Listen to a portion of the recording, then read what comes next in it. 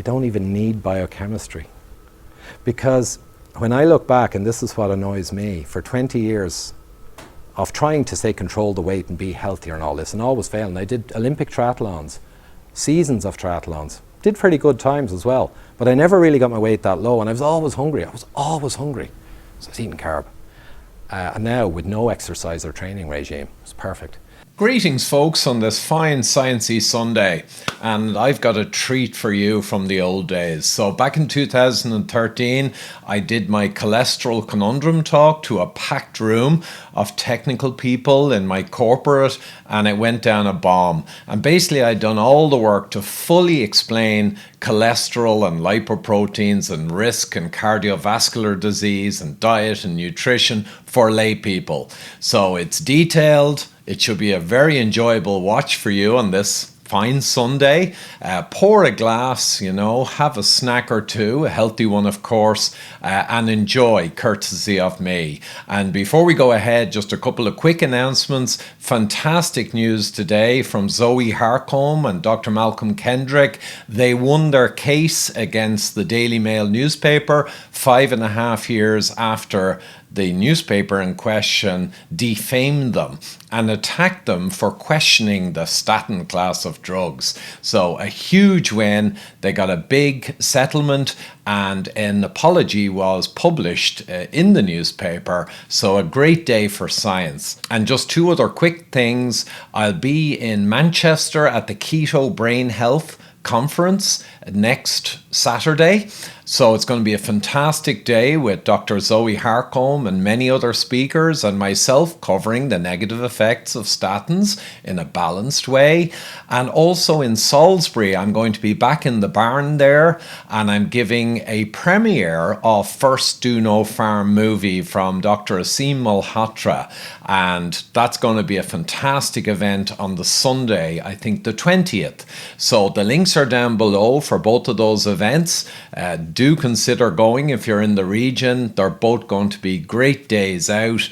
And on the Sunday in Salisbury, I'll also do Q&A and discussion after we do a screening of First Do No Farm. So with that, here we go with my talk from 2013, The Cholesterol Conundrum Reloaded. And it's as accurate today as it was all those years ago. Enjoy. So I did send this material on just last week. It's been a long time in the making, but I sent it on to 3 specialists in cholesterol and lipidology. 1 minor and 2 very significant guys who have published extensively in the medical and scientific literature, peer-reviewed. And I'm happy to say that all 3 replied promptly, and the word excellent was in the first sentence of all 3 replies. So the material is, in fairness, it's pretty comprehensive and it's pretty good. And I'll see what I can do with the delivery. Okay, so what does the latest science say? We're going to go through 2 key molecules, just 2 molecules you need to remember, and we're going to go through 5 particles, and I'll explain what they are and how they work. We'll then go through the common enemy, which is the reason we're here, because people are interested in how different factors in how you live your life can affect your chances of a long, healthy life. And then we'll go through the cholesterol processing system, how it works in the body, and I've done some custom diagrams completely created from scratch to try and make this understandable in general. So we'll see what you think of those, and then we'll go into the risk factors. Okay, so the key molecules. So the first one, cholesterol. Everyone's heard about it. Bad cholesterol, good cholesterol. Well, cholesterol is simply a sterol molecule, and it's fundamental to life. So it's one of the most important molecules in the body.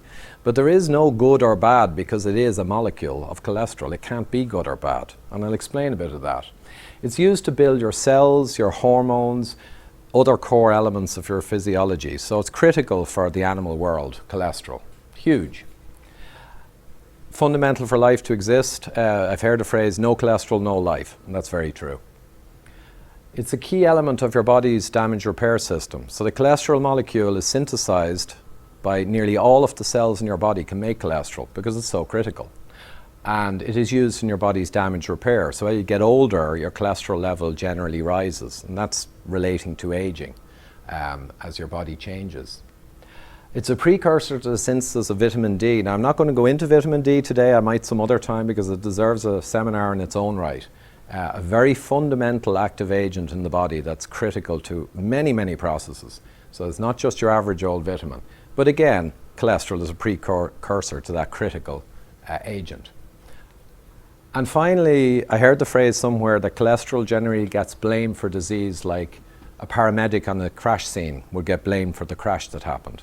And it's a very good analogy because really the cholesterol is part of the system, and it's not really the cholesterol that's the problem. It's the lipoprotein particles that carry cholesterol and triglyceride. I'll explain that.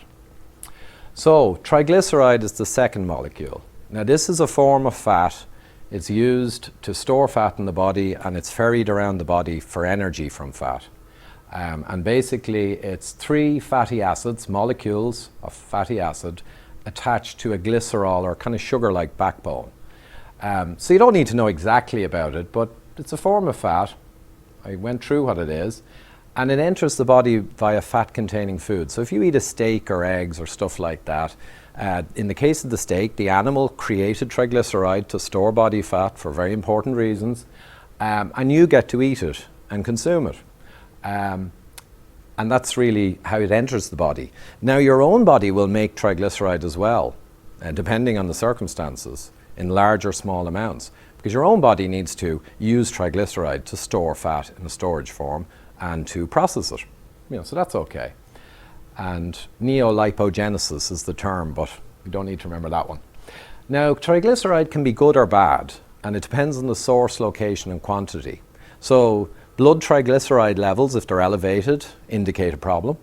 But triglyceride is needed or you wouldn't be alive. So there's a certain complexity in triglyceride, and hopefully by the end of this you'll understand some of it. Now we go into the key particles. Now this is very important, so I'll spend a little time on it. In your body you have lipoprotein particles, and they look like this. This is a generic one, right?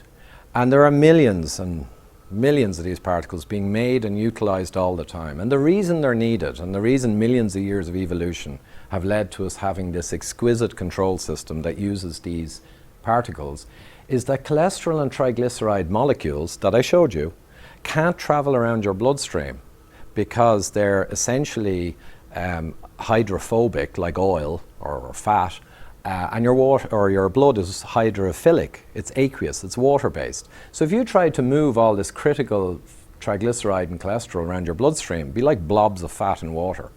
So what your body does is it packages the triglyceride and the cholesterol into a lipoprotein particle, okay?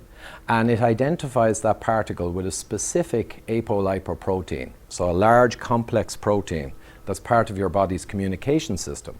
And it sends millions of these around your body delivering their goods. And because the outer shell is hydrophilic, it's compatible with the watery blood, and it can dissolve and keep its cargo safe inside until it's needed, okay? So the analogy I'm going to use is the lipoprotein particles synthesized by our body are like boats or submarines, and the cargo inside is the triglyceride and the cholesterol that has to be kept safely inside, okay? And this is fundamentally your cholesterol transport system and your energy transport system based on triglyceride.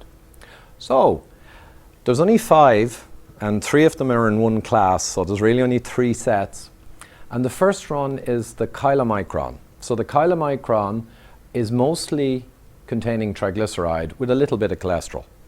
And the chylomicron is the largest one, and it's used to ferry dietary fat and cholesterol from the fatty food you eat and package it and bring it around the body.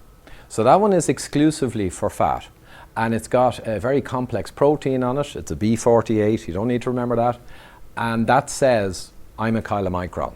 B48 identifies it and allows it to interact with the rest of the system. Now we're into the LDL class, and people have probably heard about the LDL as the bad cholesterol. So we'll talk about that. The VLDL is very low density lipoprotein, and it's quite large, and it has roughly that amount of triglyceride and cholesterol, roughly 2 to 1, and it's created in your liver. VLDL is made by your liver to do a similar job to chylomicron and to ferry cholesterol and triglyceride around your system. But it also changes as it goes through your body, and it becomes smaller as it gives up its cargo. So it becomes at a certain point LDL, the one you've all probably heard about, the bad cholesterol. Now LDL is not inherently bad as such.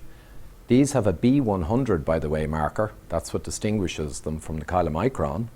But LDL you will have heard of as the bad cholesterol. Now, the real bad cholesterol, but it's not cholesterol. Remember, cholesterol is packaged within the lipoproteins. But the real bad cholesterol, for what they call bad cholesterol, is small dense LDL. So if you have a lot of small dense LDL particles that have become smaller in diameter, it's indicative of a dysfunctional system. So chances are you've done something bold, okay? And within it, it will have cholesterol and it will have triglycerides still, but it'll be smaller. But also oxidized LDL tends to track with the small dense measurement distribution. So if you have small dense LDL and you're driving that kind of system, you will also tend to be in a state of inflammation, and you will have oxidation or damage to the outer surface of these particles. And then they no longer work the way they ought to. Okay? So that's the LDL class, and I'll show you in some detail shortly how they come about. Now, HDL, people have probably heard of, is the good cholesterol, right? That's the good one. And glad to say it is actually all good. You can make it dysfunctional and it can become problematic, but generally it's critically important. It does a lot of good work. Okay? And it too is not a good cholesterol, it's a good lipoprotein, because it contains cholesterol and triglyceride, but it's still a lipoprotein. Okay, so is that kind of reasonably clear? A class of particles your body creates, and there's different types for different jobs, containing cholesterol and triglyceride, each and every one, like a boat containing cargo. So, Ivor, what's happening to that lipoprotein as it's moving from the VLDL down to the I'll show you that, yeah. No, very good, because that's a good question. Okay, so a quick word first from our sponsor, because the reason people are interested in this in general is not just the science and engineering and the biochemistry. I personally find that fascinating, but I know everyone doesn't. So it's how it relates to health. So I'm going to briefly go through atherosclerosis and the coronary vascular disease mechanisms. So many people will have heard that, or there was an ad around 20 years ago, and it said, you eat fat and it clogs up your arteries, and, like a drain under a sink, and they even had a sink and a drain, and that's not true. That's not true at all. In fact, it has no real relation to the truth. What actually happens, an atherosclerosis, the stiffening of the arteries and the growth of the wall as bad material builds up inside the wall of the pipe, right? It kind of underpins all of the diseases that we'd mainly be interested in modern life. Inflammation, inflammatory diseases, coronary diseases, strokes. This mechanism kind of is the main one to describe. And everything we talk about in risk factors will either drive atherosclerosis or will reduce it, okay? So I'll explain what it is. What it is when you essentially end up with a bad lipoprotein, okay, problematic one, in the arterial wall, okay? And when they're in there, your body's immune system, your macrophage, which attacks and engulfs bacteria, viruses, foreign bodies, your body's immune system recognizes this as a problem in your arterial wall. And it tries and succeeds in engulfing it and absorbing and digesting it and taking the contents into vesicles within itself. So that's your body's immune system going after it. And your body is doing the right thing. It is taking something that's problematic and trying to look after it. Now, long term, it's not really doing the right thing in one way, because this is what leads to all the diseases and the heart disease and everything else. Okay, it's fundamental. What the macrophage does when it engulfs or takes these in is it builds up into a kind of a blobby foam cell. And the reason it's called a foam cell is simply because under a microscope you get this foamy appearance from these macrophage as they fill up with content from these lipoproteins, as they absorb them. And they become foam cells. And then you build up this junk in the wall of your artery. And as the junk builds up, it presses inwards on the inner lumen, and then And many of the things that drive this process will also drive an increased tendency for the blood to clot, right, and become thrombotic. So you will have this growing, closing in, and the blood at some point will cluster and jam, and that's the thrombosis. And basically that's kind of heart attacks and certain types of stroke. You can also have a plaque, or which is effectively a scab. Like when you cut your hand, you get a scab that grows, and cholesterol is needed to create that scab, and that's why you got the kind of car crash thing. It ends up on the site, at the scene. But if you have a scab, which is called a plaque on the inner surface of the artery, that can break off and the content can escape, and it'll head on down the river and cause some damage downstream. So that's another way you can have a problem, and that'll cause a blockage further down. And that basically, ultimately, if you push this process, you'll end up with a decline in vascular health, blockages, breakouts of plaque, etc. And that's largely the problem we're talking about today. And the million-dollar question is, what mediates or influences this process to get worse or get better? Okay? And that's basically what we're here for. So, and now you asked the question there, we're going to go through how each lipoprotein works at a high level. And this is my artwork, so hopefully you'll like it.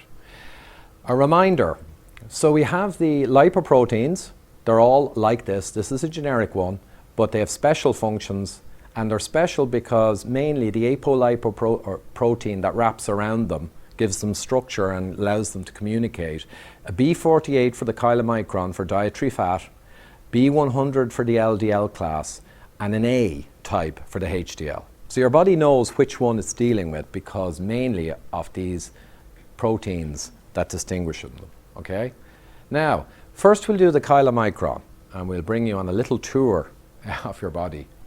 So the chylomicron is created in the gut when you take in dietary fats. Take a lump of meat, eggs, whatever.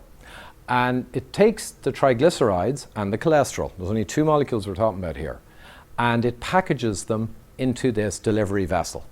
Mostly triglyceride, a little bit of cholesterol. And the animal you eat created triglyceride for the right reasons, and it's created cholesterol. And you're taking advantage of that by eating the food because you're getting in all of these molecules that take a lot of energy to make, and you don't want to waste them. So it goes into the bloodstream then, and it picks up an E and a C2 protein. You don't need to remember these. And that's just so it can signal correctly what state it's in. Okay? Now, what it does then is it goes, and the C2 allows it to dock to muscle or fat, and through this lipoprotein lipase and through the receptor system, you open the hull of the ship and you take the cargo out into the muscle to be burnt, beta oxidation, healthily into energy for muscle. And that's good. And your heart muscle as well. Every muscle. It's good. If you're doing very little and forcing yourself to eat more, by all means, your body will store this for a rainy day. And you will move triglyceride energy into fat. It's okay. Now, it's worth noting that the lifetime in the blood is a few hours for this. It's a very specific function to take dietary fat and ferry it to where it needs to go, and it does it quite quickly. So just remember, a few hours, and then it becomes a chylomicron remnant. So unlike a ship, as it gives up its cargo, it actually shrinks, more like a balloon emptying water. Okay? And a chyloremnant has lost the C2, it's done the job of transferring triglyceride, and at a certain point, it'll only be left with the E and the B48. And then it says, I'm ready for pickup. So there's a high uptake to the liver. These remnants generally are around 20 minutes. Once you have a fairly healthy physiology, you can push these numbers to be bigger. That's for later. And your liver picks them up through LRP and LDL receptor. Okay, so two receptor systems, a lot of pickup in a normal human being. And again, we empty it and we recycle it, and then we make more. And your liver will also, as it sees fit, drop cholesterol into your gut. Cholesterol is used to make bile acids, and they digest fats. So you can probably see the lovely control system here and how it's all kind of beautifully arranged. But the body will decide how this all works unless you derange it and you put stuff in that you oughtn't, and then it may go out of kilter. So that's basically it. And your body doesn't want to make cholesterol because it takes a lot of energy. And evolution did not lead us to go making everything from scratch. Look, we know that here. You'll always rework when you can. And that's what it does. So anyone see anything wrong with that system, that control system? Looks good. I'd be running this one a lot. A lot.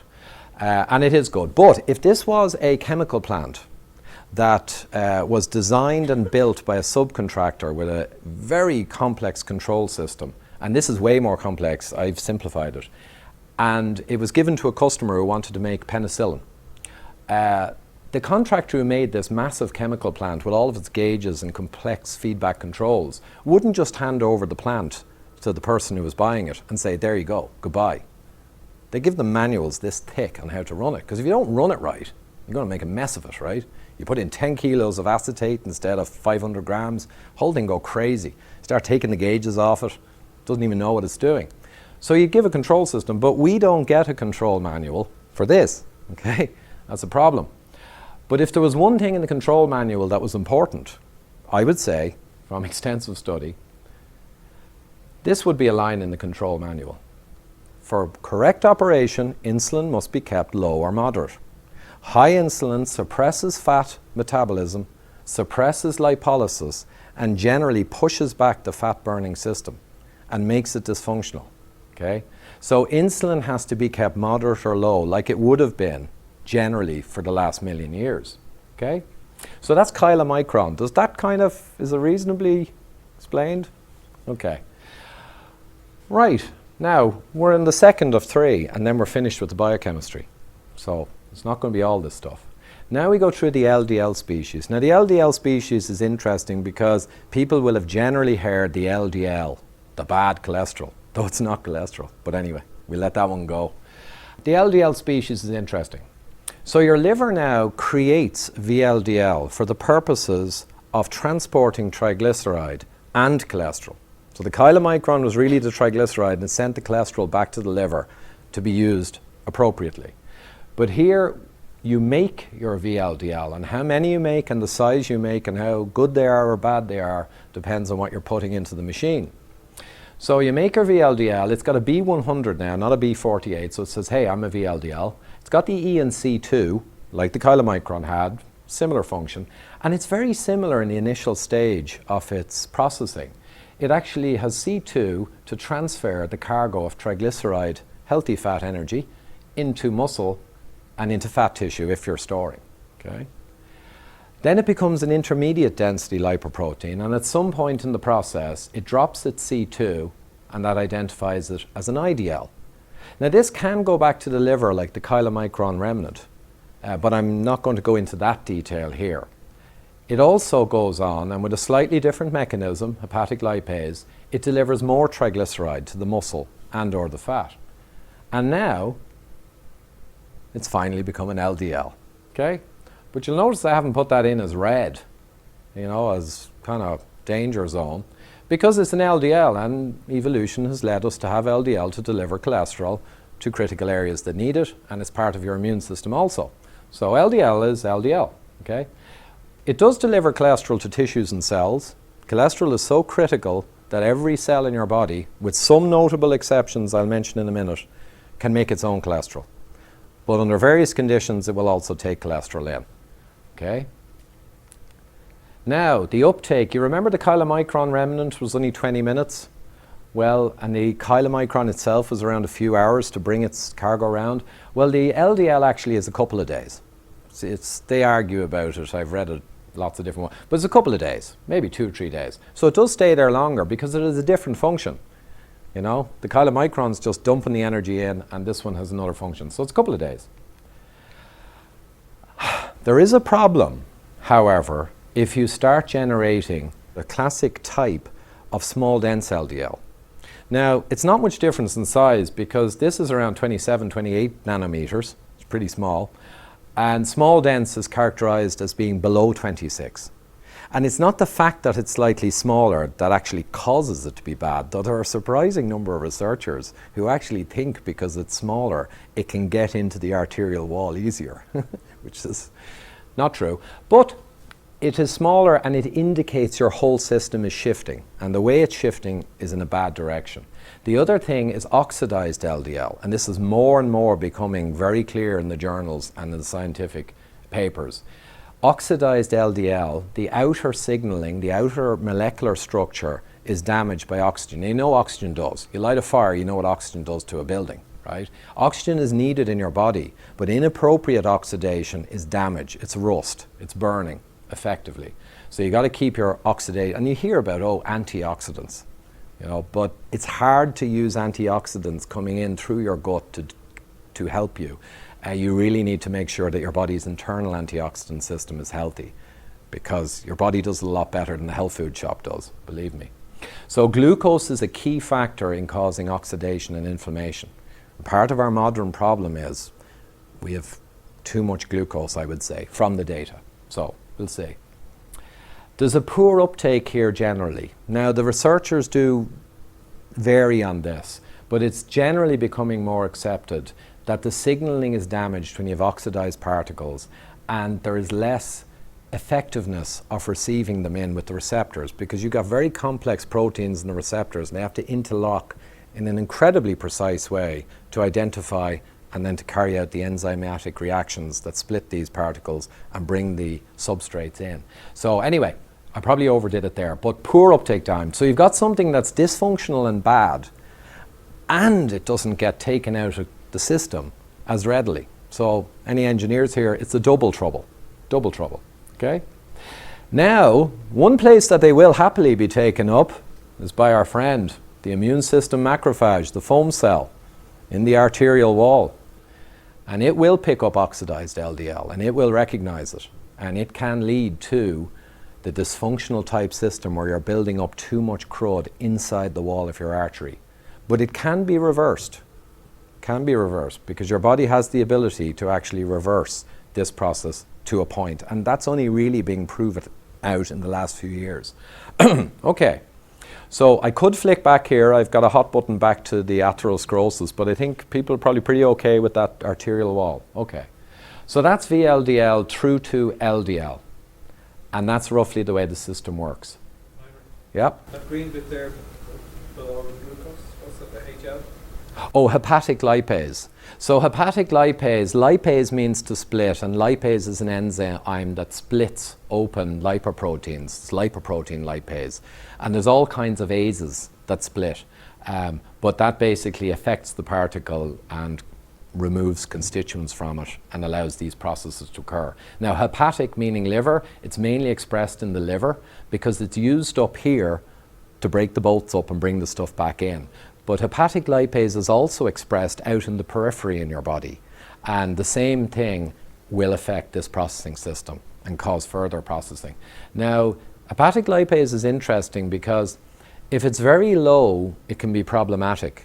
If you get a low measurement, you're not going to get this in the doctor's surgery, but if in research circles it's low, because you may have a limited efficacy in taking back in the material, which is problematic. However, recent data shows having a high hepatic lipase is also problematic because it causes processing you don't want out here. So a lot of these things in this technology and science, they have got parabolic curves. They're not just high is good or high is bad. There's a lot of complexity in it. But no, thanks for that question, but hepatic lipase. Okay, HDL, and this is the fun one because everyone's heard how good HDL is. Well, most people. And it is the good cholesterol, even though it's not cholesterol. And it is used for cholesterol management. So think of HDL as kind of the manager that manages all of the other components. That's the way I kind of view it. It's not scientifically accurate, precise, but it's a way of viewing it. And probably does a better job managing than I do, but anyway, depends on what you're eating. So HDL is created, and it starts off as discoidal HDL or nascent HDL, and it's basically mainly just a coiled protein, the lipoprotein that goes around the outside, but it's really like an empty balloon. And then it begins to go around doing its job, and it picks up cholesterol and picks up triglyceride, and it manages quite well. Okay? One thing it does is it gives cholesterol to the cells in the body that can't make their own, and they're a minority. Like I said, most of your body can make its own cholesterol. The adrenal cortex that makes a lot of critical hormones and the gonads. We won't go into detail there. And it basically supplies cholesterol for those. So it's very important, very important. It also takes back cholesterol excess from tissues and cells, and they will signal HDL. They will dock using these binding cassettes and other enzymes. Don't need to go into that. And it will basically ferry cholesterol back to where else it can be used. And importantly, from what we described earlier, HDL can be signaled, can go into the arterial wall, effectively dock with a macrophage foam cell, and through the similar processes that are used for standard cells, they will create a pathway through the cell wall and move cholesterol into HDL. And that's reverse cholesterol transport in the context of atherosclerosis. And this has been proven out in the last few years that it actually happens. And it actually makes sense because evolution will have given us a control system that not only works very well, but when things go out of whack, it should have the capability of a mechanism to help fix that as well. It does, reverse cholesterol transport. Now, it also has antioxidant action, and this isn't the crap you buy in the health store, antioxidants. This is serious antioxidant. This is designed through evolution to manage the LDL oxidation, because we said earlier, if the LDL particles get oxidized, you want to have a repair mechanism, or you want to prevent them oxidizing. HDL does that. So HDL is a busy guy. HDL is doing all this good stuff, okay? It returns to the scavenger receptor B1, but to be honest, we're not too worried about the residence time here because HDL is doing good stuff, so we don't mind how quickly it gets taken back. I will show one other thing just so you have an awareness, but I'm not going to describe any details, but just to give you an idea how important HDL is. HDL also transfers in a one-to-one cholesterol and triglyceride molecules as it sees fit in this complex control system continuously with VLDL, IDL and LDL. And that's where I think the analogy of the manager is. It's at the center and it's juggling everything.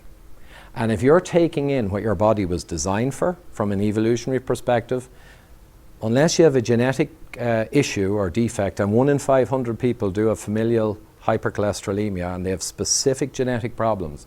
But the broad mass of people, this system will work very well if it gets what it kind of evolved on, okay? So that's HDL, and it's very good and very important. And there's a lot of work has gone on for many, many years with HDL to try and elevate it in people. You know, to find a pharmacological agent that would elevate it would be great, right? Double your HDL, do all this good stuff. Well, not quite, because so far, with a lot of effort and a lot of money, a couple of times they've hit on something that forces up HDL, and in a couple of the big trials, the cohort of people who got it and increased their HDL died at a significantly faster rate. So you can't go into Mother Nature and just shove up HDL any old way. You got to do it the way that fits. And maybe someday they'll find the way that fits. But it's very hard to find the drug because of its sheer complexity of what it's doing. If you force it up through one pathway, something else gets knocked out of kilter.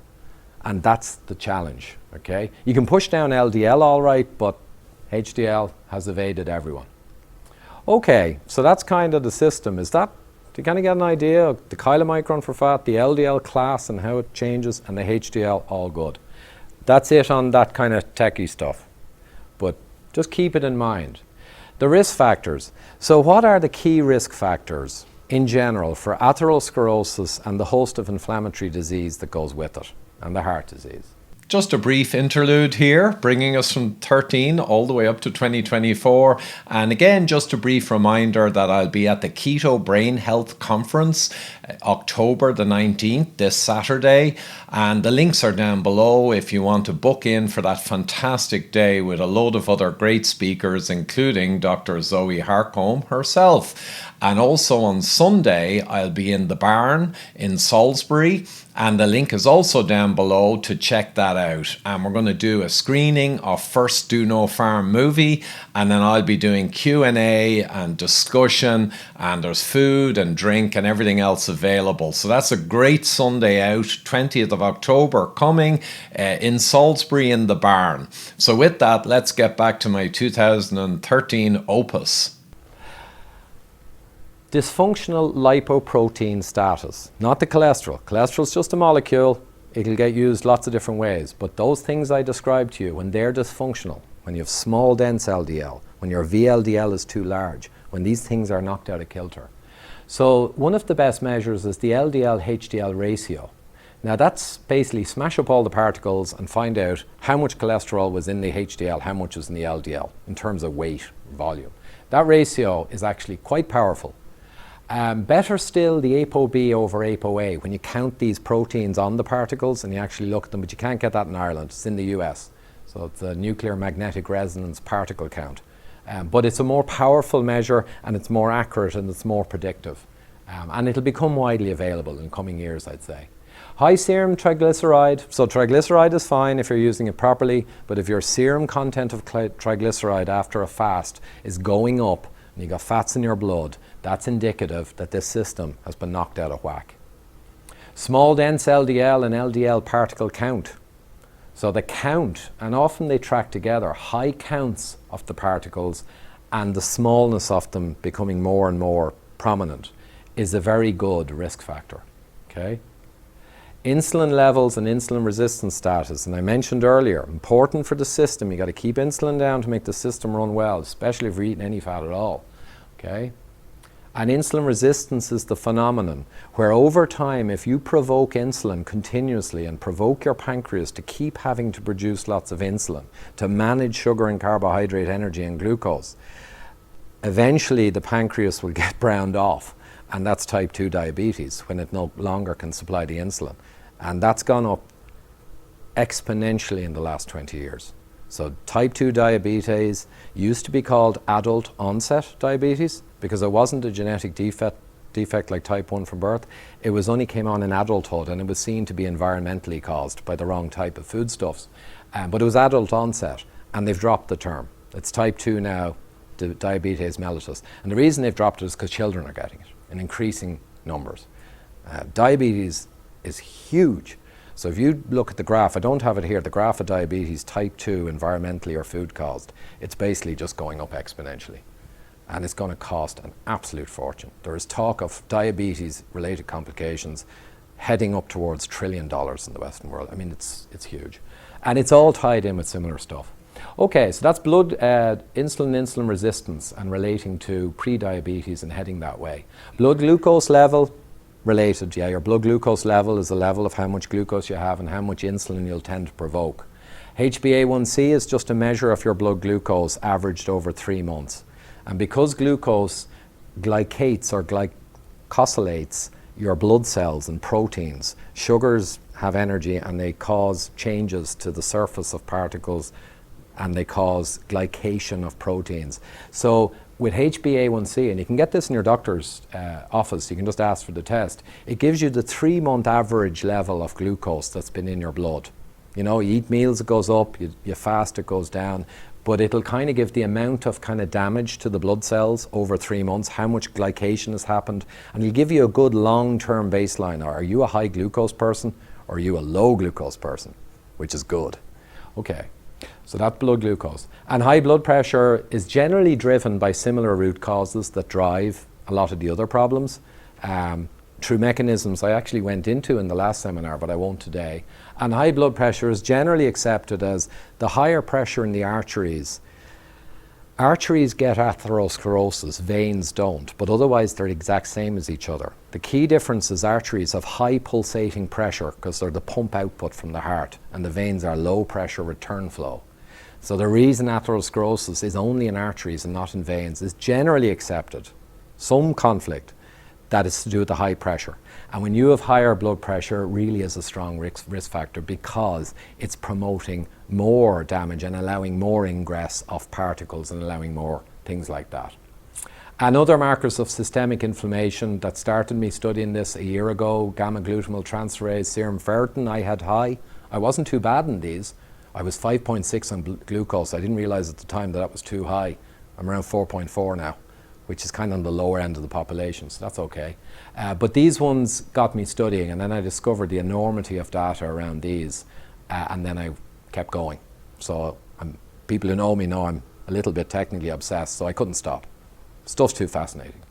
Okay, now we go into total cholesterol as a predictive factor for all the problems. And this is an interesting one. So I pulled out one study because I can't show you all the studies. There'll be studies that show it seems to show a correlation, studies that show it don't. The former that show a correlation get published, the ones that don't generally don't. But this was published in the medical journals, and there's many like it. It's a Norwegian study with 60,000 participants done by a panel of medical doctors, PhDs, and most of them actually have professor in front of their name. And it was government sponsored. And it's Finland, or sorry, it's Norway. I've Finnish study separately. So it's Norwegian, so it's not like they're space Martians, you know, they're going to be similar to all the rest of us. But it was done very well. It was done in a large population. It was corrected for age changes with cholesterol and corrected for other factors. And here's what they got. And the title was, Is the use of cholesterol and mortality risk algorithms in clinical guidelines valid? And they're asking the question, kind of obviously saying, well, is it? Because we didn't see that. So here you have a normal risk, let's say just a nominal risk of 1. Okay? If you're above the line, it's a higher risk of all-cause mortality. And if you're below the line, you have a lower risk of all-cause mortality. The people who are below 5 are taken as the baseline. So if you're lower than these guys who are below 5 on total cholesterol, you're better off. Does anyone see a problem? For higher levels of cholesterol for men, and this is called the bathtub or the U-curve, you know, generally speaking, higher total cholesterol, if anything, and there are error bars on this, but that's the general trend, if anything, has lesser all-cause mortality, you know, on an excellently carried out study. And for women, it's linearly better with higher cholesterol all the way.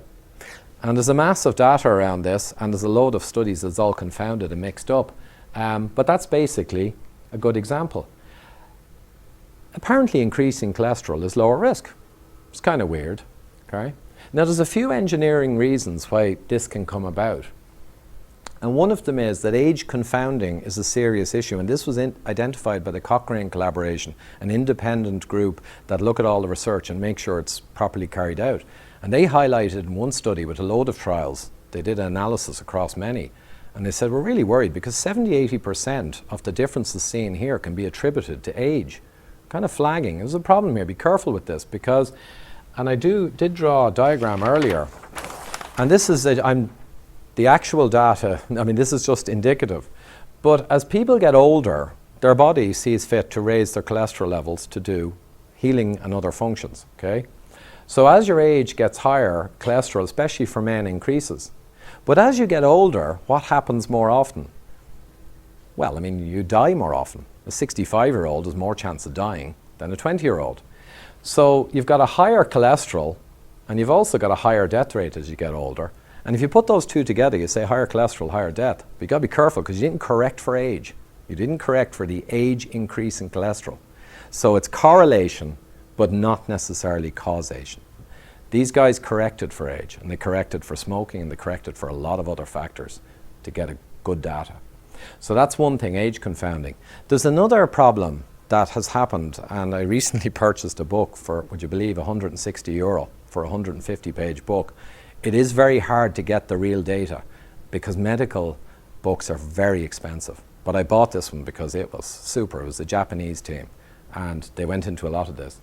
But there's another problem where if you get the whole population, 1 in 500 will have approximately familial hypercholesterolemia, and they will have very high cholesterol, and they will have significant mortality issues, very disproportionate mortality issues, not just because of the high cholesterol, because of other effects from the genetic defect that they have. So if you look at a whole population and you look at cholesterol versus mortality, that's fair, and you can apply back your learnings to the whole population. But if you look at a smaller population of people with heart disease and issues, you can get a disproportionate number of familial hypercholesterolemics in there. So instead of 1 in 500, if you take 500 heart disease patients, right, you may get 20 or 30 instead of 1 in that group because you're targeting people with issues, and FH people have issues. And if you look within that group, you will see a much stronger relationship with cholesterol because those guys with the genetic problem are in there. And you can't apply that relationship back to the whole population because it's a different population. And engineers would know this, but I'm not sure if researchers realize it quite so strongly. So there are several trials which came back with great correlations, but they had a much higher amount of familial hypercholesterolemia in them. So there are lots of ways for this to get confused. So that's another one. And there's endemic research bias, sadly. When the theory came up in the 70s about cholesterol, in the 60s actually, a guy called Ansel Keys was obsessed with dietary fat and cholesterol caused heart disease. He didn't understand the mechanisms. They didn't even have the technology that we have now. And basically the McGovern Commission in the States in 1972, politicians got together and said, we're going to tell people what to eat. A lot of renowned scientists at the time said, you can't do this based on a correlation. Basically, it's almost junk science. He's just done a correlation with a bunch of countries and said, oh, look, it tracks. You can't. And one scientist called it the biggest uncontrolled human experiment ever taken in history, to give dietary recommendations based on some very loose correlation data, okay? But it happened.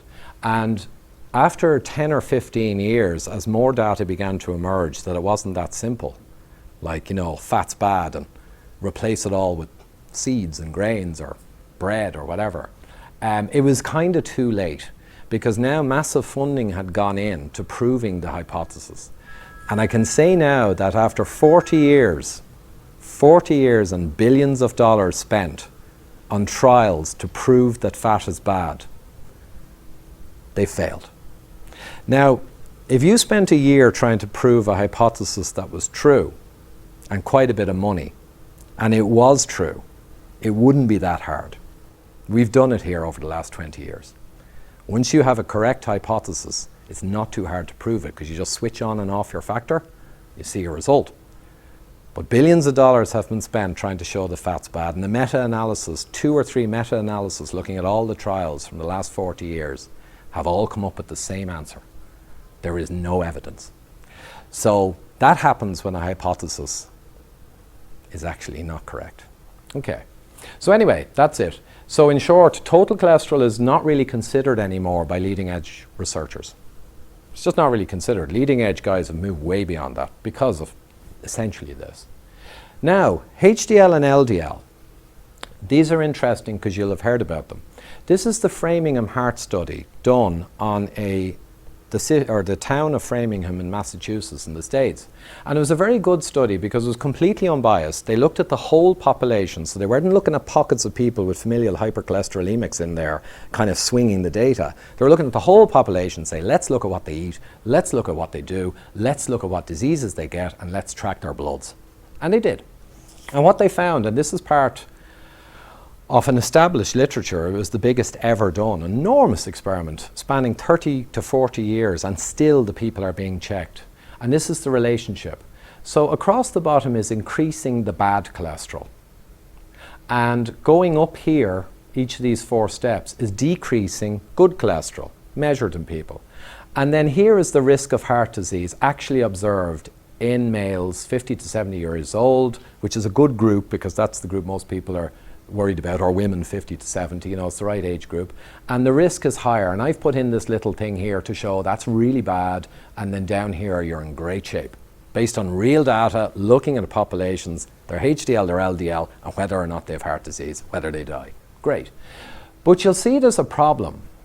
Increasing the bad cholesterol, if your HDL is high, doesn't really do anything, or at least nothing you do anything with. Now, I knew this anyway before I got this data, but it was interesting to see it so clearly put. But if you decrease the good cholesterol, right, for all levels of LDL, you're definitely heading up and you got a problem. And part of this would be driven by the familial hypercholesterolemics, because they have very low HDL, the most common form, and very high LDL, so their ratio is a disaster, okay? So the HDL being low is a serious problem. But again, there's no drug to actually fix that, so it doesn't get a whole lot of talk. But the ratio is what's key, because if you're high in LDL and high in HDL, your risk is fine. If you're high on LDL, however, and your HDL is low relative to it, the ratio, then you're in higher risk. And even if you're low LDL, if your HDL is low, you can still be at high risk if your HDL is low. And all of the things that drive the system into the bad place tend to lower the HDL and raise the LDL. So the ratio goes out. And the system I showed you earlier becomes dysfunctional. Does not work like the control manual would have asked you to run it. Okay. So that's HDL and LDL. Now, HDL being adequate or higher is very important. Now, if you have low LDL, it's okay to have lowish HDL because the ratio is still conserved. The benefit of LDL being low totally depends on the HDL status. So if you're going to hand me blood results and you blanked everything else off and you left me the LDL, I'm going to hand them back. Can't tell anything. But if I have the HDL, the triglycerides, if I have the blood glucose level, and if I have insulin or HbA1c, yeah, then you can look at all the factors. The risk is determined primarily by the ratio, and there are guidelines for this.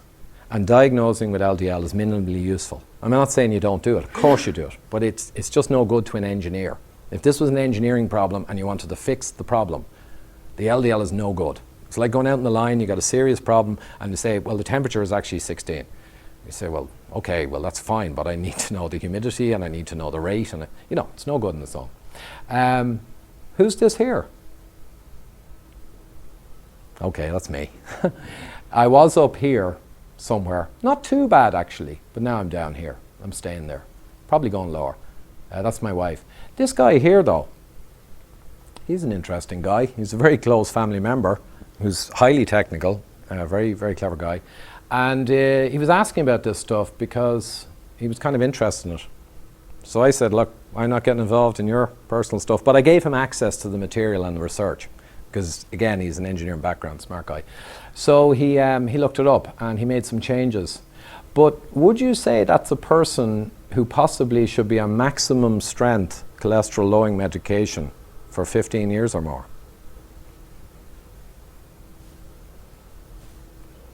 Well, I'm certainly not going to be, but no. You expect if you're up there, you might be where you have risk. But he was. So the thing about LDL is, LDL can easily be treated and pushed down, but it depends on all the factors as to what the real risk is. And that's an issue. And this is changing now. There's a debate going on, quite a furious debate on and off in the British Medical Journal, because they subscribe to it and you get to see them. And there are hugely different opinions in the different camps. There's a large cohort of people who are established in the historical science, and then there are newer, generally younger people who are maybe more specialized who are raising this kind of issue. So I'm going to take a break there for one moment, just because I kind of went through quite a bit of stuff on risk factors. Is there any kind of questions? Check in on that? Or I'm fine to go ahead. Is there any relationship between the LDL and cancer? I heard that there was, if you have low LDL, that you might have higher risk of cancer. Again, I have to debate how controversial I want to get, but yes, there is, because the LDL does form, as I mentioned, part of your immunological system. And yes, there are quite a few trials that show on the lower end of LDL the cancer risk is raised. But I wouldn't like to speak on that because I'd like to stick to just this science, but I will be exploring it further. But certainly yes, because LDL evolutionary has been designed, if you're behaving the right way and not pushing it in the wrong place, it may be very appropriate for it to be high. And one of the reasons, I haven't shown the graphs here, but there is a lot of material, including that expensive book I bought, which show exactly that low LDL can be a significant risk issue. But quantifying it all, unfortunately, the trials, so many of them are done. Some of them are kind of hard to read because of the FH cases included. Some of them are hard to read because they haven't corrected for age. Some of them they've overcorrected statistically and you're not sure what they did. But if you go through them all, that's certainly in there, but it's very controversial. So I'm going to steer clear of it. Okay, will you go on? Here's serum triglyceride. So a triglyceride is fine if you're using it properly. If you suddenly took away all your triglyceride, you just drop on the floor dead, right? So it's important. But like anything, it can be problematic. It's problematic when your triglyceride level in your serum in your blood goes high. And that's indicative of you've messed up the control system. Or you have a genetic disease, but they're rare, so mostly you've messed it up. Now here you can see the high triglyceride, above 200 milligrams per deciliter. These are US units, by the way, so that would be maybe I'd be around above 1.6 or 1.7 on our millimole per litre. You know, 5 is the cholesterol. That's around 250 or something in US units. So, or 200 actually, it's around 40 to 1. Anyway, I'm rambling. So the triglyceride being high can definitely be problematic. However, and here's where I said earlier, you must know all of the data to see the full response surface, like an experiment, of where the risk is, because it's an interaction and a synergy between all the data. So here we have, if your triglyceride is on the high side, but your ratio is good, then the difference in risk with high versus low triglyceride is actually not appreciable. It doesn't matter that much. So if you're doing the good stuff to keep the ratio good, if the triglyceride's a bit high in and of itself, that might be okay, okay? But if your ratio is bad, and that means you're doing something wrong, then the triglyceride being high also really jacks up. So your risk goes up for the ratio being wrong, considerably, and if your ratio is wrong in the measurement and your triglyceride is elevated, that just means there's more dysfunction. And more dysfunction means more mortality. And there again, you're talking about a 10x. Now, a lot of medications give a 20% improvement or a 30%. So a medication that gives a 30% reduction in all-cause death is seen as massively successful. Massively successful. It's a blockbuster. This is 1,000% difference though. So just to give the scale, you know, they are huge differences in risk. Okay, that's from the Program Munster study, 92, and again a substantial, relatively famous study within the field. Okay, so triglycerides are an important risk factor, not that they're directly causing the problem, but the fact that they're high means there's dysfunction, and they should not be judged alone. You have to balance them with the other factors, and again we see the importance of the ratios. Now here's insulin. This is from the Quebec study on cardiovascular disease, and a very big Canadian study, and very quoted. And here we see insulin. Now, I mentioned insulin earlier. Now, if someone said to me, okay, Ivor, I'm going to blank your brain and take away the last year of research and all the stuff you know, and I'm only going to let you know one thing in your blood, your fasting insulin. Or sorry, if they said, I will only allow you to have one measurement that you can track and therefore adjust your lifestyle to make that good and low, I'd probably pick insulin. Because insulin, if it's kept low, kind of everything else tends to fall into place and everything else tends to get good. So here you can kind of see it graphically. For the people with low insulin, now 50 years ago there'd be a lot of people below 12 microunits per mil, that's the fasting. There'd be a lot of people in there, a lot of the population, if you walked up someone's street and measured them 50 years ago, a lot of them would be down there. Not anymore. The guidelines now are up to 25, 5 to 25. And as an engineer, I have a problem with that.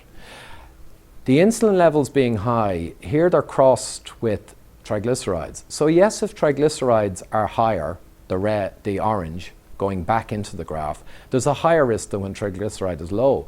But see, when insulin is low, when insulin is kept low, the triglyceride, again, doesn't matter so much. And if this was a cross-factorial experiment, you say, oh, the insulin is the dominant factor. So the insulin being low here dominates. The triglyceride does not matter so much. It still matters, yes, but insulin being low is important. And I believe, from all of my study, and the 3 experts I sent this on to said the material was excellent, and I think it was because it was compiled in a certain way to bring a lot of the salient material into one place and sequence. But also they'd be very cognizant of this. It's becoming more widely known. Here's insulin again against the particle count of LDL. So high particle counts are generally not good. But if the insulin is low, even the higher particle counts, right, don't really matter that much because everyone's different. So what's more important here is insulin is low, having a high or low particle count isn't too much of a risk factor. You can see it when insulin is high. Now, the particle count being high, it's a pretty saucy risk factor, isn't it? And that's basically 11x risk for high particle count and high insulin. And because they're synergistically and mechanistically linked, it's not surprising. Because when one goes up, it's going to dispose towards the other. Okay? So that's again an insulin one. I won't really go into these too much. I'm actually thinking I'd probably skip ahead a bit because this is a hard one to follow, but it just shows basically that as you get small dense cholesterol, LDL particles, you have a higher risk, and as you get a higher count, you have a higher risk. But it just shows that the smallness, small dense in your blood, and the largeness of the particle count are both working together. And it's because they're both driven by the same things. So all the bolts move in the same direction. Here's glucose levels, and this is interesting because it was a cancer study, but they also got some pretty good data, non-cancer. They looked at all-cause risk of death for any and everything.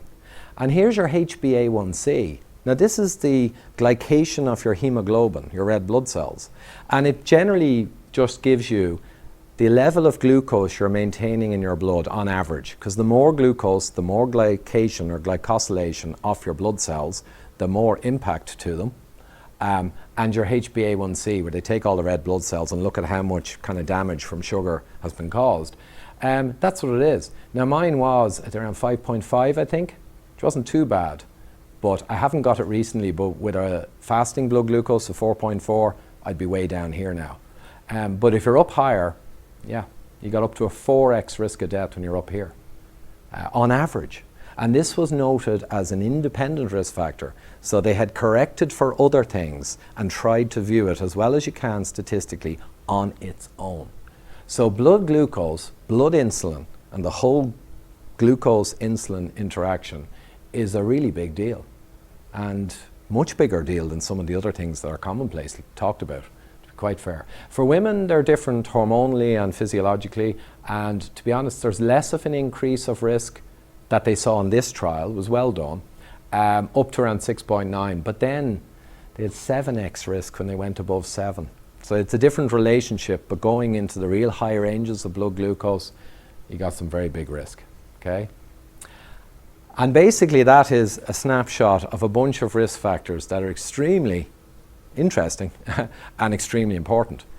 And I dare say, I guess, most of them you would not have heard or seen in the newspapers, generally speaking, because these are from the research world.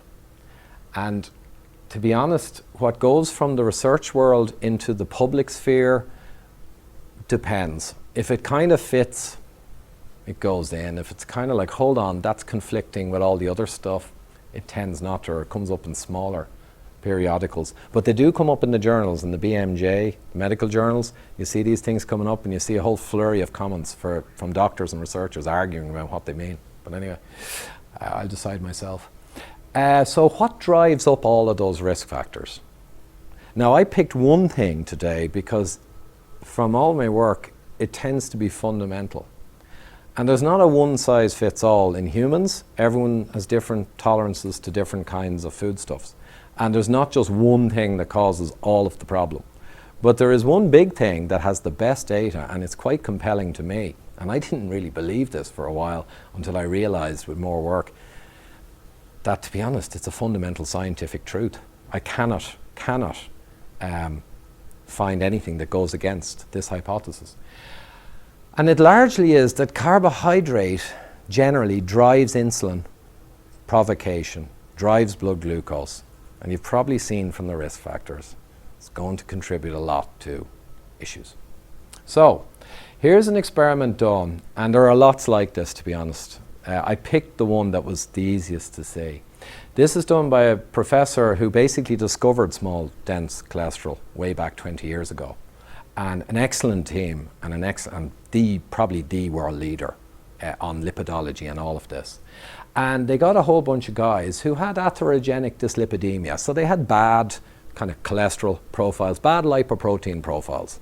You know, they had lower HDL, they had higher LDL, the ratios weren't good, they had high triglyceride, their glucose levels were high. And they said, right, we're going to look at them and we're going to see varying levels of carbohydrate in the diet. And the first 3 weeks, and all the next graphs will be these guys, the first 3 weeks, they said, we will give you these diets without restricting calories, just giving you the right amount of calories. No dieting, no effort, no trouble, no pain. First 3 weeks. And then we'll do 5 or 6 weeks where we'll take away 1,000 calories a day. Now, I don't know if any of you have done 1,000 calories a day for 5 weeks, less than your nominal. It's pretty starvy, okay? You'll feel it. It'll leave a mark. So we've got up here, the red line is the highest carbohydrate, but at 54% carbohydrate, and he's not feeding them, you know, just a big barrel of Coke as their carbohydrate. These are fair, balanced, you know, proper diets, right, from experts.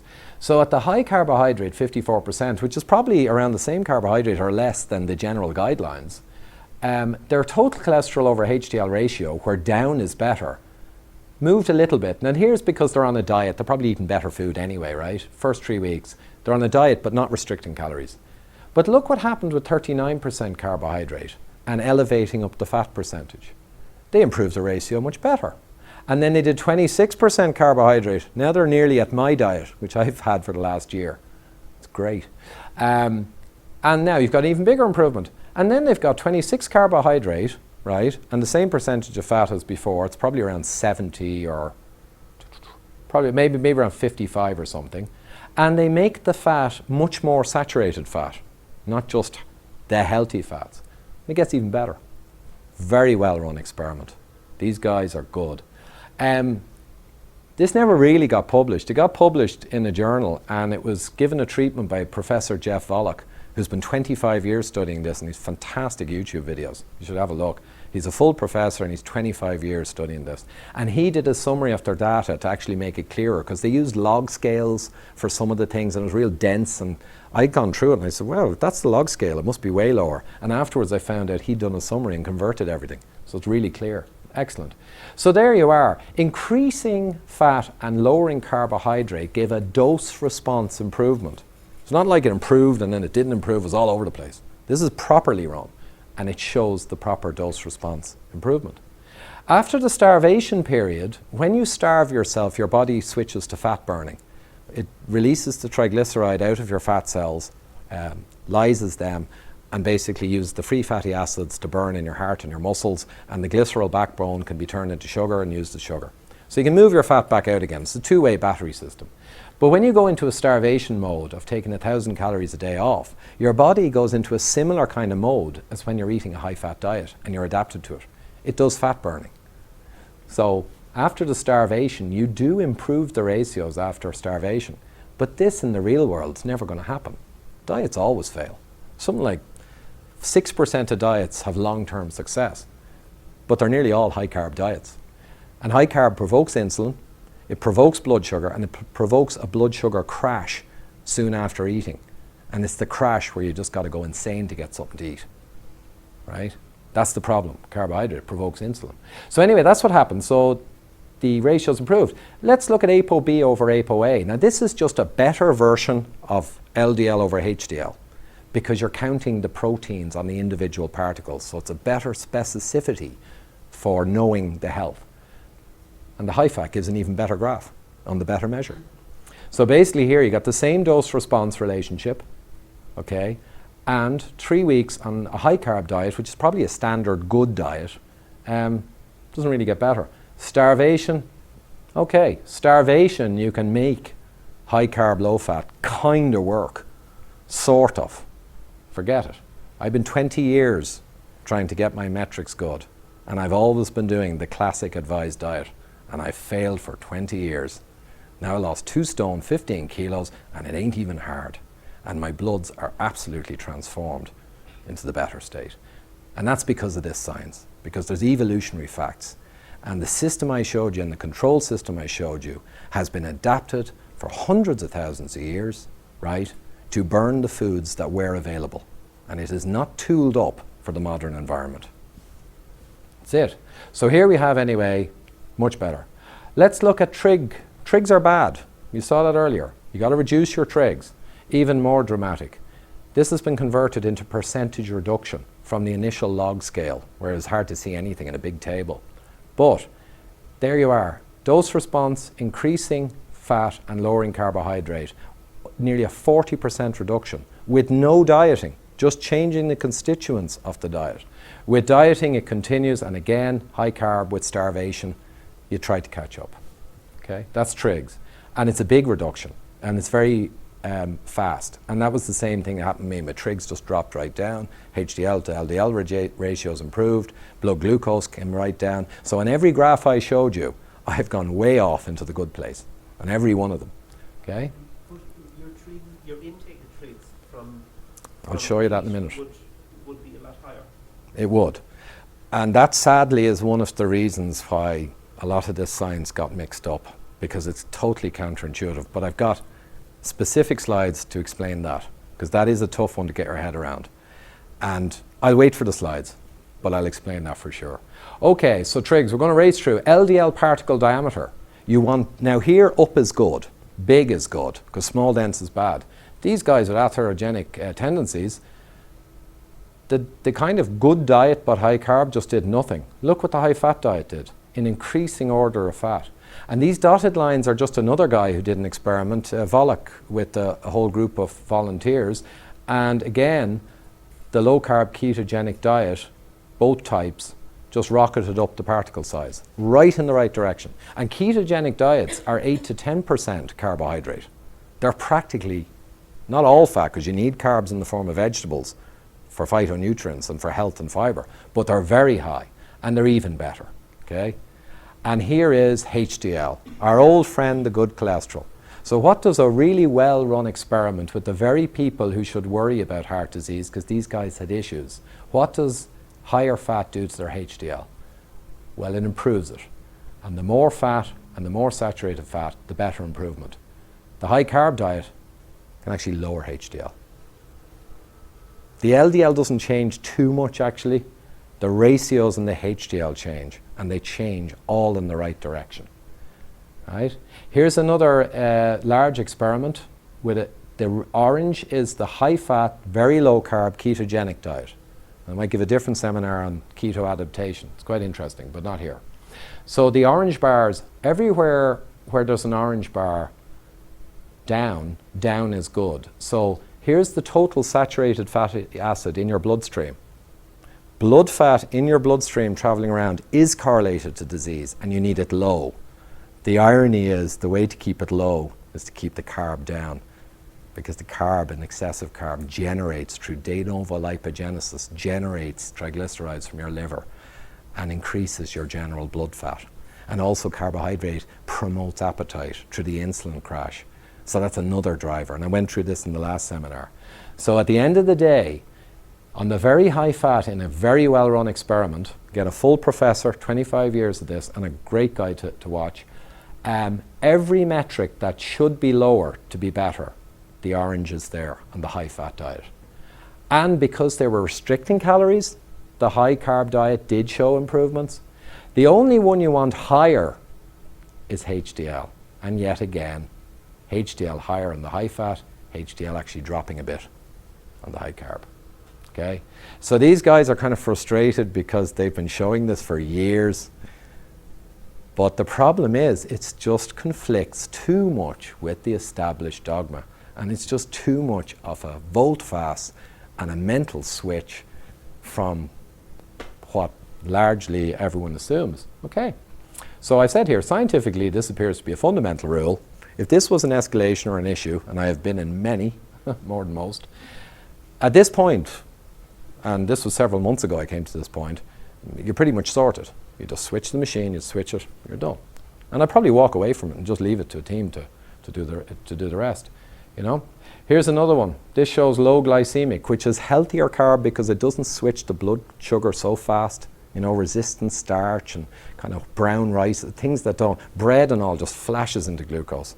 Bread, even whole grain breads, send your glucose higher than pure sugar, gram for gram, believe it or not, because in bread you've got compounds of glucose that are extremely dense matrices of glucose molecules, and once they go in, they just explode out into glucose. Massive energy, very tasty. I miss them, I miss bread, it has been a long time. But so here it is again, and surprise, surprise, anytime you do it properly. Now, it's interesting, a lot of research has gone in to look at this, right? But not the beauty. The funny thing about research is you can easily tilt the balance in your favor. So what they go in is they do high high fat diet is like 40%. They still got like 45% carb. And then they look at 30% fat and 50% carb. And the problem is you're in the noise. So you get back noise. You can infer what you want. You can put in the abstract anything you want, right? The proper experiment does a real high fat diet with low carbohydrate, which reduces the insulin down and allows for beta oxidation of the fat molecules. Beta because it starts on the second carbon in the chain and it works through the carbons until you basically pretty much come out with carbon dioxide and water. And you've got all the energy out cleanly. But you can only do that with low insulin. When insulin rises a certain amount, it shuts down fat metabolism. So if you're set up as a carb burner, you're basically stuck with the sugar. If you switch to fat metabolism, it takes a couple of weeks for your enzymes to adapt back to the evolutionary food. And then after that, appetite is not a thing of the past. But to be honest, I could easily go 24 hours between meals. And I don't do it, but I could easily do it. And I've occasionally done it. And it's just fun to do. I spent 20 years not being able to keep my hand out of the cookie jar. And that's because of carbohydrate. So anyway, here we are again. So we're nearly finished. Here is probably, I said the bottom line because to an engineer this stuff is just screaming at you, okay? So they got a bunch of guys who had pattern B small dense and they had atherogenic issues and they gave them varied diets in percentage of carb just to see what happens. And these are a perfect cohort to explore because these are guys with heart issues and they've got pattern B small dense, so that's tracking with their issues. So the perfect experiment for any engineer is, well, let's get these guys who have the issue, is not the issue. They have got the pattern B that tracks with the issue, and we know that that's really important. And let's see how can we switch it on and off. They weren't expecting to get a strong result as this, because an R value of 0.95 means almost a direct dose-response linear relationship. So as they reduce the carb down from 70% in the diet, which I suppose you perceive as good, down to 38. Pity they stopped here. If they had kept going, they would have got to my diet, 20 to 23.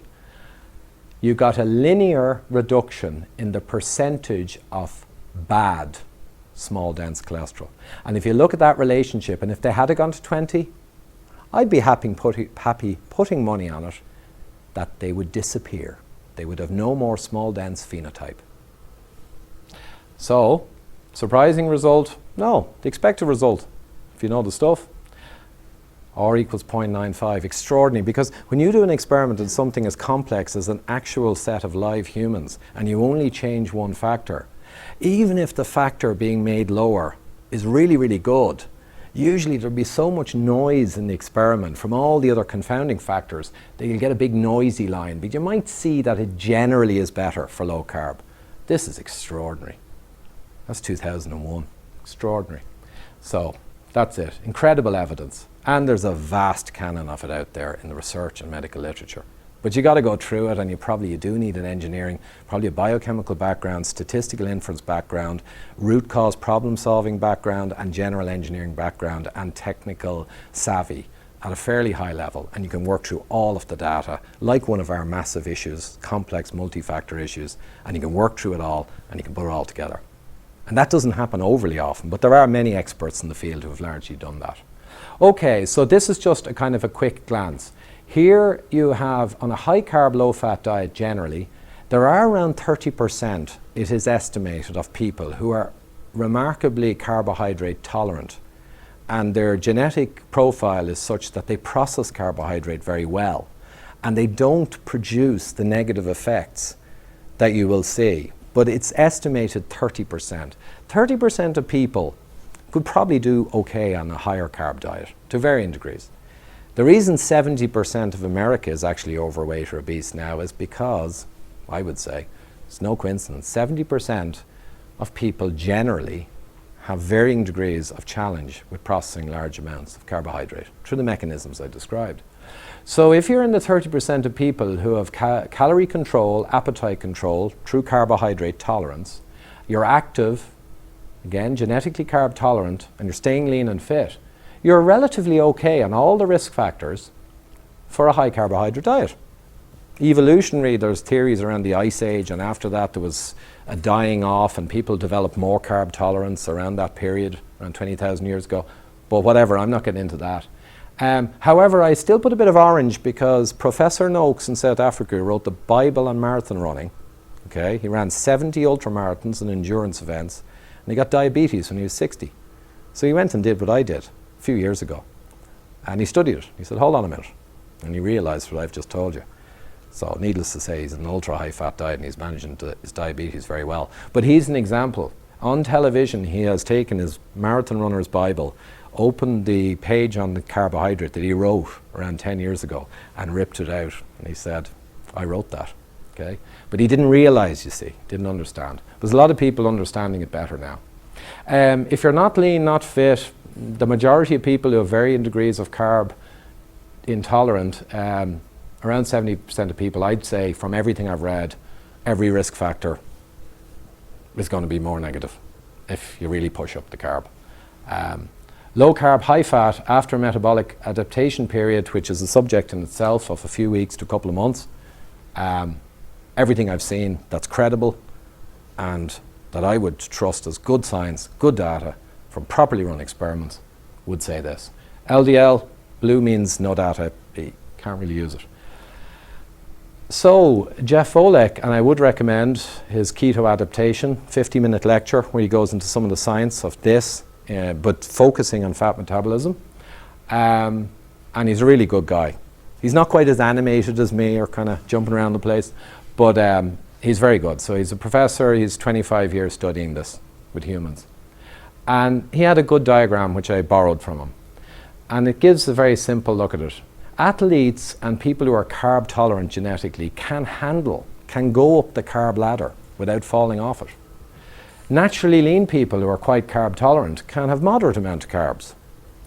Overweight, obese people, to be honest, overwhelmingly, it would have to be low carb because essentially it's carb, insulin resistance is carb intolerance, that's what it is. And metabolically compromised, obese, again, has to be very low carb, okay? Now, here's an interesting bit. So there is some evidence-based science that is out there. So a GP who had significant issues in Sweden, she had a lot of problems, and she discovered some of this by doing her own research. And again, probably like me, kind of thought, you sure? But she's smart. She did her research. She immediately switched over, and it transformed her life, right? All of her weight, a load of other things, and all the measures you would have seen. But she was reported to the Swedish Health Board, and they requested to have her license revoked as a doctor, a dietitian council, because she was just saying it should not be said. So the government, difficult position, set up a panel of PhDs, MDs, and experts, and they spent 2 years, and they reviewed 16,000 studies, a few more than I did, and they came out with the guidance that for people with any weight issues and all, it is a preferred diet from the science. Okay? They didn't change the guidelines because that's a different matter, changing the guidelines. But the expert panel came out with that finding that yes, for people who want to control weight or whatever, it's better. So that's probably over the next 10 or 20 years, I think probably more of that will come out. Quiz time, just for fun. And I'm going to pick people in the audience. Okay.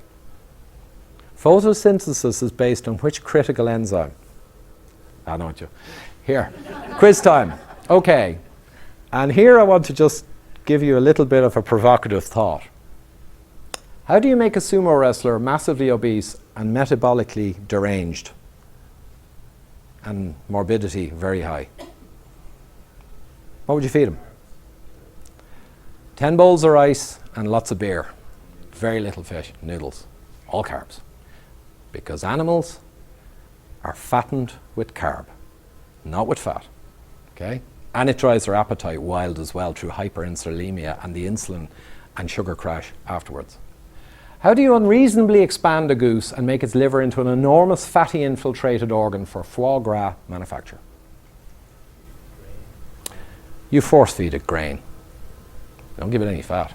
Because animals are fattened with carbohydrate through the physiological processes, I haven't gone into great detail here, through neolipogenesis and dysfunction and insulin resistance, which accelerates the appetite and the fat storage mode. How do farmers rapidly fatten cattle before slaughter? Grain feeding, pure carbohydrate, pure glucose. How did Robert De Niro go from incredibly lean when he played the young boxer Jake LaMotta in Raging Bull, the Oscar-winning Raging Bull? You should see him. He was lean. And then he went to be massively fat because he had to play the same guy after he fell down, or when he became a bum or alcoholic or something. I don't know. I don't remember. Well, the incredibly lean he did with meat, fish, eggs, and very low carbohydrate. He looks pretty good now, I think. And to become massively fat in a very short period, he did exactly what the people with the money and the knowledge do. He travelled to Italy, to his homeland, and he ate pasta, ice cream, and drank beer, and greatly reduced his protein for a month or two. And you'll see him in the film. This is a fundamental. It's a fundamental in the literature. It's a fundamental in all the scientific and medical stuff that really is done properly. And to be honest, you don't even need biochemistry. Because when I look back, and this is what annoys me, for 20 years of trying to say control the weight and be healthier and all this, and always failing. I did Olympic triathlons, seasons of triathlons, did pretty good times as well, but I never really got my weight that low, and I was always hungry. So I was eating carb. And now with no exercise or training regime, it's perfect. And in some ways I think the logic is obvious. If you actually ask, what did the human machine evolve on? And it evolved primarily through fats, grubbed up tubers, and fruit in season. But it would have been, the estimate for evolutionary intake of sugars is 1.5 teaspoons a day for evolution. And now it's 20 to 40 a day on average across the world, okay? So evolution alone, you look at it and say, how would saturated fat, which is a fundamental linchpin of our evolution as a human species, the reason we have big brains is we've got the high energy density of fat, and we traded off digestive flexibility for mental flexibility. We evolved on it. How did saturated fat become a poison that evolution conspired to kill us? It's an absurdity, and the leading people in the field know this, okay? And the carbohydrate, 8,000 years ago, humans started agrarian, farming type activity, and that's where grains were introduced. Grains, if humans try to eat them, they'd only eat them as a starvation food, because if you don't cook them and crush them and process them a bit, you basically get gripe and you get sick. So if you went back to a Paleolithic man or woman and you gave them meat, fish, eggs and all this kind of stuff, and you gave them a big bag of grain, well then they take out their stone hammer and knock you flat, and then they'd eat all the stuff and they kick the grain into the river. But this is kind of it, and it seems kind of weird, and I kind of pride myself on the technical sphere and problem solving, I guess. And in a sense, I look back and I think, ugh, duh. But anyway, that's it. So, human evolution, low insulin regime for 1 million years approximately. High carb science came in the 70s. Someone got the idea that the fat was bad and the carb was good, and a whole system and industry got behind it. And that's why it's so hard to go back. I will show you, and by the way, this is just what I've done really, so that's why all my heart metrics are good, because I've gone back to this. And there's a few more topics, but I'll go to backup, I think. There's my metrics. You probably saw them the first time. I was really high in gamma-glutamyl transferase, very problematic for death risk, all-cause morbidity. Very high in serum ferritin. GGT is driven up by excess carb, and I wasn't even carbon that high. But for some people, me particularly, it drove it really high. Serum ferritin very high, HDL not too bad, trigs not too bad, trig over HDL ratio kind of okay actually, not bad, and total cholesterol over HDL not great at 4.5. The green bars are after 8 weeks of high fat and carb restriction, and they're the same now, a year later. Okay, here is my blood pressure, and I told you blood pressure is broadly speaking driven by the same things in people who are sensitive, like a majority of the population, depending on the amount you take. Systolic blood pressure over diastolic. This one used to really drive me crazy. During triathlon seasons, I'd get it down, but then as soon as I wasn't training, it'd go back up again. Here's with no training. Okay, that's a big metric. That's my favorite. That's carb restriction. Okay, weight, Okay, around 14, 15 kilos. Again, with no significant training. Because the amount of exercise you have to do to actually, a pound of fat is 3,500 calories. Just a pound. Kilos around 8,000 calories. It's a massive amount of work. It's a lot better to just put the right fuel into the control system and let it run properly, you know. 5K run time is down with the similar level of very little training, roughly speaking, and yeah, the waist obviously gone down below 32. But that part of that is because visceral fat is driven by sugar and carbohydrate, the central mass. So the waist actually responds very fast. Okay, I think I put in, here's one for someone who asked a question. High saturated fat in your blood is a problem. It's high triglyceride in your serum, your fasting test. It is a problem. And it correlates with heart attacks. No question about it. Couldn't agree more. I fully agree with all this research. However, here's an example of an experiment done by Professor Volek. He did a low fat, low saturated fat in one group, and he did a low carb, high fat in another group for 12 weeks. And he reduced them down to 1,500 calories a day to give them a little bit of dieting. One of them, they had lots of carb, the healthy diet, saturated fat around 12 grams, 208 of carbo. The other one, he did very high fat, 36 grams of saturated fat, very little carb.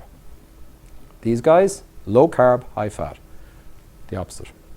So what happened? Well, counterintuitively, but intuitively for me now because I've been through it all, the black is the carb-restricted high-fat diet, and their blood serum saturated fatty acids in every case are much lower. Because when you get the machine to run on the evolutionary appropriate material, it will manage all this for you. Do you think anyone's going to come up with a better system than 1,000,000 years have taken of natural selection? This system, and that's what really fascinates me about it too, and I'm probably a bit obsessed with it. I'm interested in control systems and engineering, but this stuff, it's exquisite, and it's counterintuitive at every turn, like that. So it's really interesting because it's counterintuitive and it's complex, and there's so many ways people can misread data, and I kind of enjoy going in and reading it properly and probably talking about it. Okay, so that's kind of, here's just a quick flash. You eat a lot of fatty meat, there's two routes. You can have a load of carb with it. It will increase saturated fatty acid storage because the carb will spike the insulin, and if you get a lot of carb, it will tend to do this even more. If you're insulin resistant or you're already overweight, even more so. And you'll have saturated fatty acid synthesis from the excess carbohydrate will be synthesized into triglycerides in your liver through de novo lipogenesis. Proven mechanism. And that's why the graphs show all these effects when you feed the people the different things, because that's how it bloody works, okay? Tends towards, with excessive over time, and if you're genetically disposed towards being carb intolerant, which is probably a majority to varying degrees, increased plasma blood saturated fatty acid, 16-1 poly, and or monounsaturated, and insulin resistance and dyslipidemia and all the problems I showed you. The choice you make, and my choice was easy, and I make the choice every day. I don't have that. I have loads of vegetables, really healthy, full of phytonutrients, relatively low in calorie, and gives me the good side of carbohydrate. There you have saturated fatty acid oxidation. You burn it as a clean, healthy fuel instead of storing it. You have no saturated fatty acid synthesis. Your liver does not make fat when it's getting in the fat. It's sending it around with a chylomicrons, bringing it home to mama, okay? And generally, you have lower, or you have insulin sensitivity. You have low insulin and you're very sensitive to insulin. When you do take in foods, your insulin is in much better state of management. And you have normal lipidemia. So they're all the lipid and all the blood fat and all the markers I showed you. They are driven normal, okay? And that was Volek's, it was I thought it was a great diagram because it literally, in dinners, it's that choice. It's as simple as that. Whatever about snacks and stuff, okay? And he put there, you are not what you eat, you are what you save from what you eat. There's a massive control system in there that manages this. And to date, they've been mostly ignoring the hormonal system that has evolved for hundreds of thousands of years. And yes, they're looking at it simplistically, like the guy in the 60s said, has to be saturated fat, because he cut open some people. He sees that there's fat and cholesterol related to the plaques. and thinks, oh, that has to be it. In the US also in the 60s, they had a lot of heart disease, but I think what they didn't quite realize was smoking exploded in the 20s. I mean, it just went from like very little for normal people up to 40, 50%. You know those movies, the 40s and all, everyone's got a fag. Babies have fags, right? And 20 years later, you know, the piper had to be paid, and heart disease kind of went up big time. But the guys then in the 60s were looking around, and even Eisenhower got a heart attack, and everyone was talking about heart attacks in America in the 50s and 60s. So why is everyone getting heart attacks? They're all smoking, of course, asking the question, why is it? Because they didn't know. And back then, they did. So they look around for something, and then they say, well, look, saturated fat in the blood, heart attacks. And they say, well, we shouldn't be eating that stuff. Someone should have stopped and said, but hold on a sec, that's our evolutionary diet. Why would that suddenly be causing? Anyway, they didn't. Stop and think.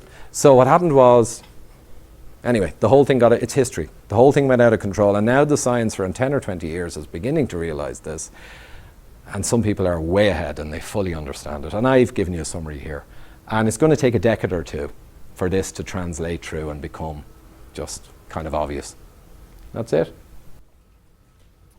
Okay, I think that's probably a wrap. Thanks very much. There you are, guys. A somewhat younger Ivor in that talk. It's aged so well, though. I know it's long, and if you're here at the end, hopefully you enjoyed it all. Pretty much cracked the case on cholesterol. And again, final time, I'll just mention the links are down below for a discount for the Keto Brain Health Conference in Manchester, October 19th coming, Saturday. And also links to the Barn in Salisbury, where I will be doing a screening of First Do No Farm, superb new movie that exposes pretty much everything. And I'll do Q&A, and there'll be food and drink and all the rest in Salisbury after that. So with that, till next time.